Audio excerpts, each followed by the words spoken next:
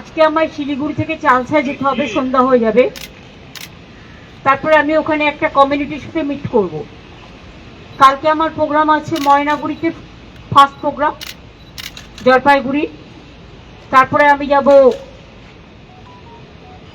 ময়নাগুড়ির পর ডাবগ্রাম, ফুলবাড়ি, তারপরে আমি যাব মাটিগাড়া, তারপরে শিলিগুড়িতে কাল থাকবো। পরশুদিন আমরা অন্ডালে আসবো। অন্ডালে এসে আমরা পাণ্ডবেশ্বর আসানসোলে এবং দুবরাজপুর বীরভূমে প্রোগ্রাম করব। করে অন্ডালে ফিরে এসে ওই দিনটা আমায় কলকাতা ফিরতে হবে, কারণ আমার কিছু কাজ আছে। তারপরের দিনই আমি আবার ফিরে যাবো বিকেলে। আমি আপনাদের একটি কথা বলার জন্য এসেছি, এই ইলেকশন কমিশন যে নিরপেক্ষ নয়, আমি তার একটা প্রমাণ আপনাদের দেখাতে চাই। ইলেকশন কমিশনের নোটিফিকেশনে বিজেপি ভোটের চিহ্ন, সিম্বল নিশ্চয়ই আপনারা দেখতে পাচ্ছেন। এই দেখুন বিজেপির সিম্বল। একটা ইলেকশন কমিশন তাহলে কার ইশারায় চলছে, কার কথায় চলছে?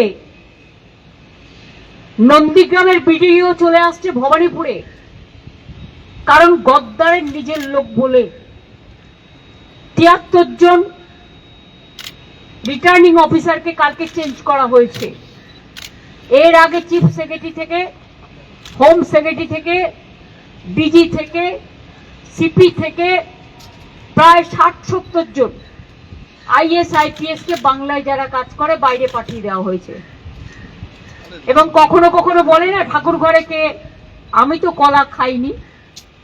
And now the cat is out of the bag. Election কমিশনের নোটিফিকেশনে বিজেপির চিহ্ন। তো ব্যাকডোর থেকে খেলছেন কেন? সামনাসামনি খেলুন, সবাই তো বুঝতে পারছে। কালকে মধ্যরাত্রে এসআইআর লিস্ট কেন বেরোবে?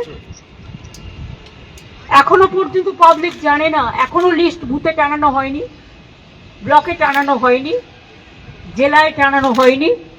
কালকেও দুজন আত্মহত্যা করেছে, তার আগেও দুজন আত্মহত্যা করেছে, প্রায় ২২০ জন মানুষের মধ্যে মারা গেল।